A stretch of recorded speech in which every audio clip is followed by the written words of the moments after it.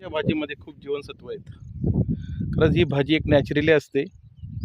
या भाजीमुळे शरीरातले पित्त नाहीसे होते.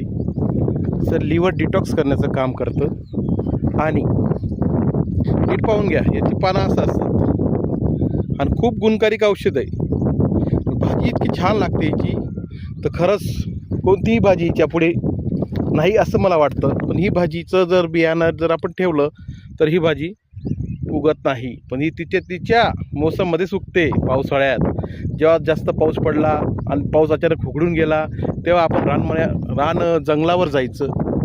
आणि ही भाजी माझी शाळा आहे, जिल्हा परिषद शाळा वैतागवाडीच्या परिसरातच उगलेली आहे.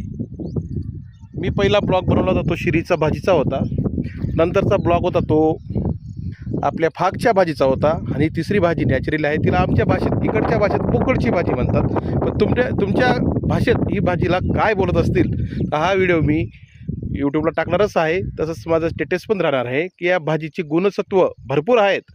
किडनी, लिव्हर, आपल्या पोटातले जे विकार आहेत ते दूर करण्याचं काम ही भाजी करते. हिला आमच्या भाषेत आम्ही पोकळची भाजी म्हणतो. धन्यवाद.